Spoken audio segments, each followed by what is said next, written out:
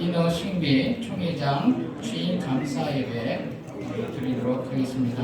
일부 예배 드리겠습니다. 다 함께 묵상 기도로 예배를 시작하겠습니다.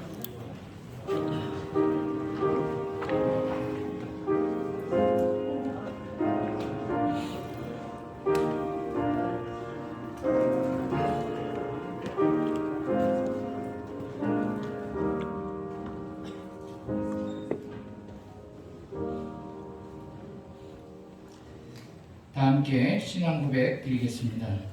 전능하사 천지를 만드신 하나님 아버지를 내가 믿사오며 그 외아들 우리 주 예수 그리스도를 믿사오니 이는 성령으로 잉태하사 동정녀 마리아에게 나시고 본디오 빌라도에게 고난을 받으사 십자가에 못 박혀 죽으시고 장사한 지 사흘 만에 죽은 자 가운데서 다시 살아나시며 하늘에 오르사 전능하신 하나님 우편에 앉아 계시다가 저리로서 산 자와 죽은 자를 심판하러 오시리라.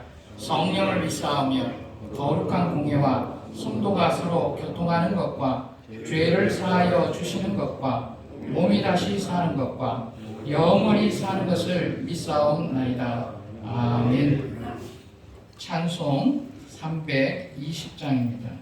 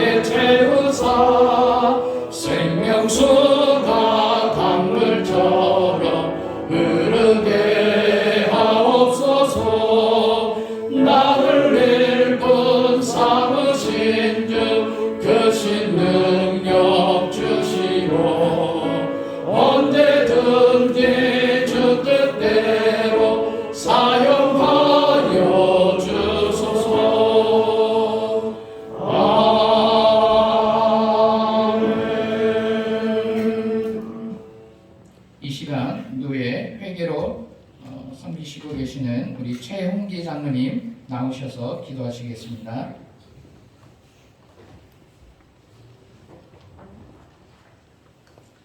사랑과 은혜가 풍성하신 하나님 아버지, 은혜와 사랑을 감사드립니다. 평소 노예를 사랑하시사 제176회 정기노예를 모이게 하시고 귀하신 목사님, 장로님 함께 모여 하나님의 일을 감당하게 하시니 감사를 드립니다. 특별히 이 시간은 하나님께서 사랑하시는 윤선교, 백주호 두 분 목사 후보생님을 우리 주님께서 일찍이 주의 종으로 불러주시고 교육시켜주시고 훈련시키셨다가 이제 강도사로 인허받게 하심을 감사드립니다. 우리 주님 늘 함께 하시고 성령 충만함을 덧입혀 주시사 베드로와 같이 바울과 같이 언제 어디서든지 주의 말씀을 선포하실 때 많은 죽어가는 영혼들 구원받게 하시고 회개하고 주께로 돌아오는 자가 구름대와 같이 많아지는 역사를 이루어 주시옵소서. 두 분의 가정과 자녀들 위에도 건강의 복과 성령님 늘 함께 하시는 임마누엘의 복을 더하시사 어떤 어려움도 능히 극복하게 하시고 좋은 동력자들 많이 보내주시사 하나님 주신 사명 끝까지 잘 감당하는 귀한 강도사님들에게 인도하여 주시옵소서. 노회장님 말씀을 통하여 은혜 받게 하시고 주신 말씀 마음속 깊이 새겨 지역복음화, 민족복음화, 세계복음화에도 크게 쓰임받는 목회자로 우뚝 서게 인도하여 주시옵소서. 언제나 우리를 사랑하시고 복 주시기를 원하시는 예수님 거룩하신 이름 받들어 기도하옵나이다.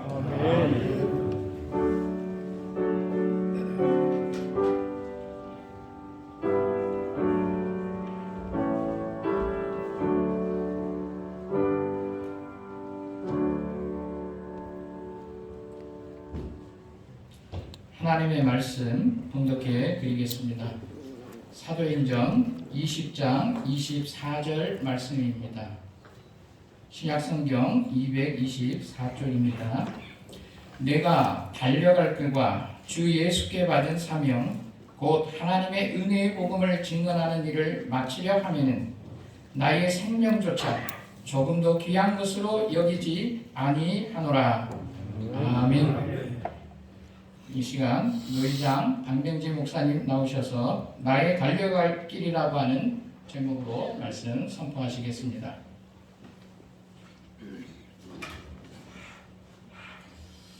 저는 학부 4학년 때 결혼을 했습니다.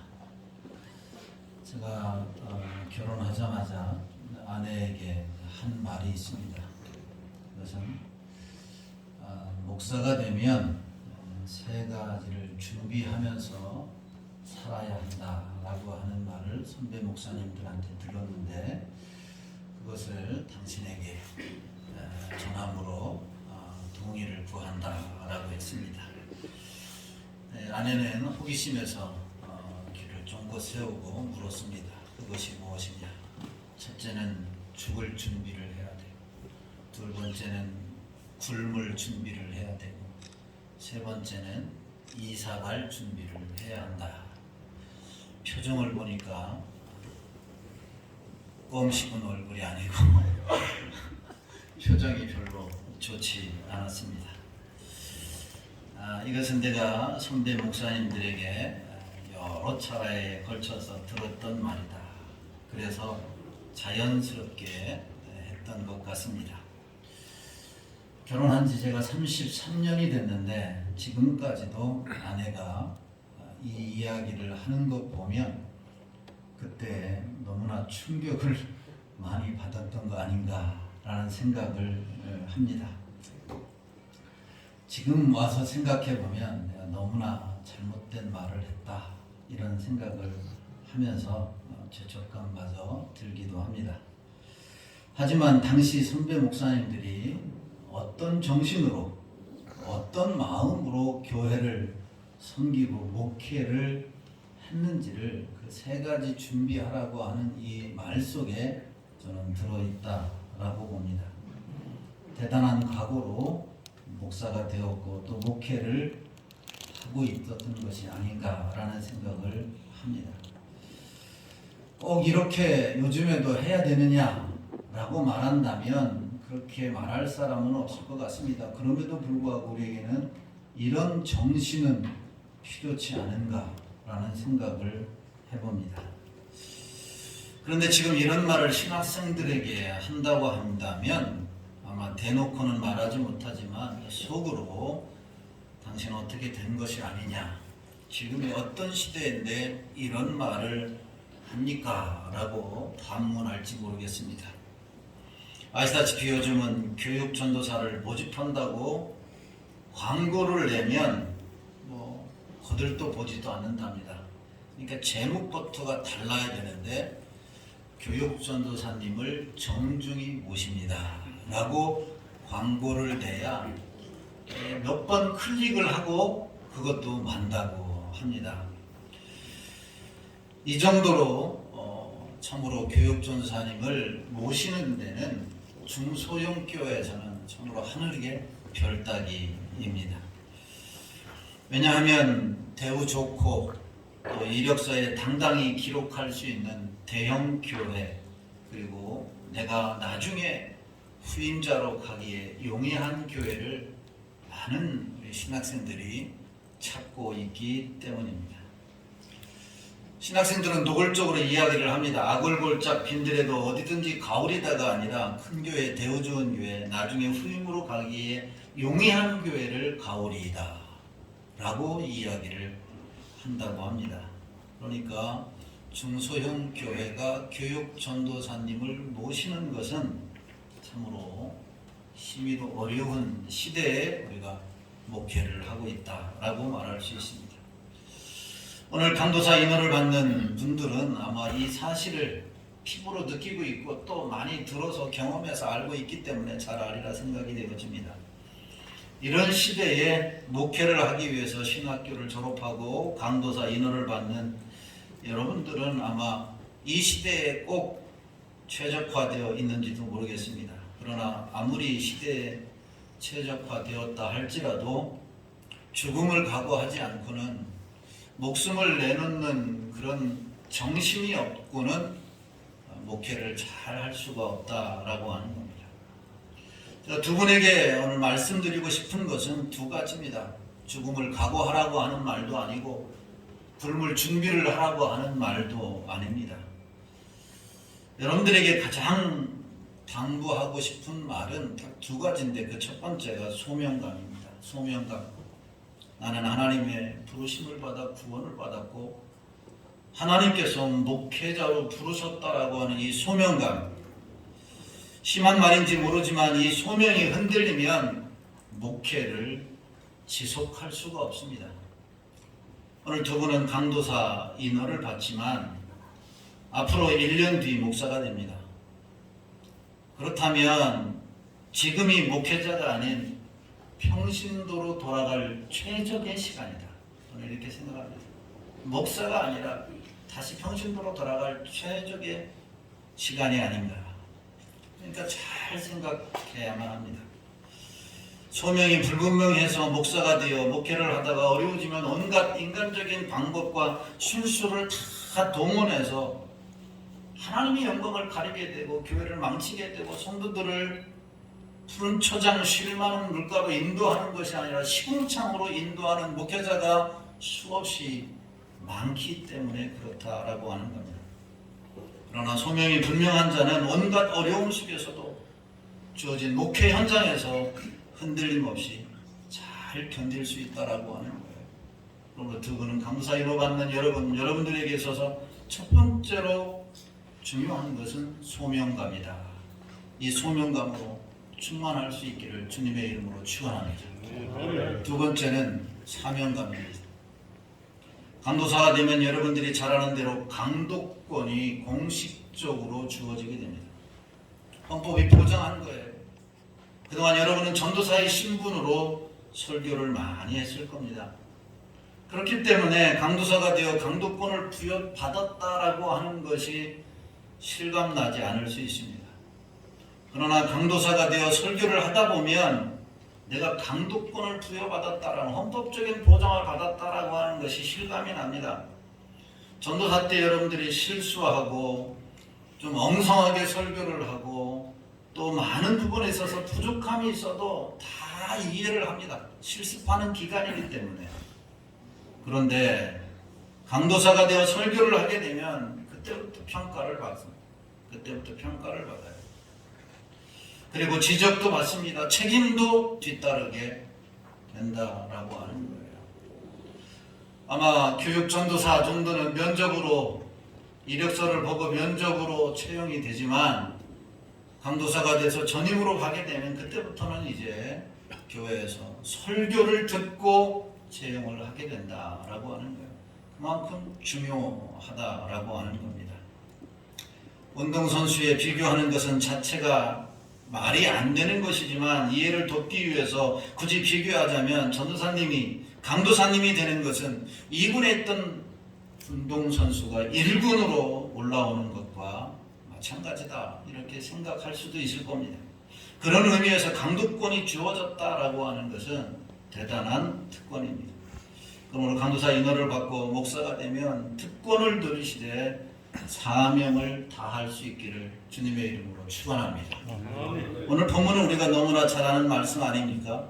바울이 에베소 장로들에게 고별 설교하는 말씀이 한 대목 중에 한 본문이 오늘 본문의 말씀이에요. 바울은 어떻게 이 일에 목숨을 걸었느냐, 어떤 일에 목숨을 걸었느냐, 우리가 어떤 일에 목숨을 걸어야 하느냐라고 하는 거예요. 정말 우리가 목숨을 걸어야 할 일이 무엇이냐라고 하는 거예요. 어떤 사람은 사회운동에, 어떤 사람은 교회 생태계 변화를 위해서, 그 사람은 미래의 계획이나 내 이름을 내는 일에 목숨을 걸습니다. 개인차가 있겠지만 그럴듯한 일도 있을 수 있습니다. 그러나 정말 목회자로서, 강도사로서 목숨 걸어야 할 일은 그것이 아니라 목숨 걸어야 할 일은 주님께 받은 사명을 향해 달려가는 일이다. 주님께서 주신 사명을 향해 달려가는 그 일에 우리가 목숨을 걸어야 한다. 그것이 뭐냐? 오늘 본문에서 바울은 복음을 전하는 일이다. 이 일 외에는 목숨을 걸 필요가 없다라고 하는 말이기도 합니다. 그러니까 복음 전하는 일에는 목숨을 걸어야 돼요. 하나님의 말씀을 전파하는 일에 목숨을 거는 것, 이것이 우리의 사명이고 이 일을 감당하는 자가 정말 진정한 특권을 누리는 사람이다 라고 말할 수 있습니다. 여러분, 탕자는 교회 밖에만 있는 것이 아닙니다. 교회 안에도 있어요. 그러므로 은혜의 복음은 밖에서만 외쳐야 할 것이 아니라 교회 안에서도 외쳐야 합니다. 만약 강도사님이 되어서 이 복음을 위해 나의 생명조차 귀한 것으로 여기지 않으면 분명 주님이 기억하시고 주님이 은혜 주시고 주님이 사용하시는 목회자가 될 줄로 믿습니다. 총회 험난한 강도사 고시를 합격하고 강도사 인허를 받는 여러분, 나는 하나님께서 목회자로 부르신 소명자라고 하는 이 소명감에 투철하시고 또한 교회 안과 밖에서 하나님의 말씀을 선포하는 사명자임을 기억하시고 오늘 사도 바울의 고백처럼 목숨을 이 일에 바쳐서 하나님께 인정받고 성도들에게도 인정받고 귀하게 이 시대에 쓰임받는 강도사님들이 되기를 예수님의 이름으로 축원합니다. 하나님 아버지 감사합니다. 두 분 우리 전사님들이 강도사 인허를 받습니다. 인허를 받고 하나님 말씀에 목숨을 거는, 그래서 주님께 인정과 성도들에게 인정과 하나님 나라 확장에 크게 쓰임받는 종들이 되게 하여 주옵소서. 예수님의 이름으로 기도하옵나이다. 아멘. 이어서 인허식 시작하겠습니다. 서기 목사님 호명해 주시기를 바랍니다.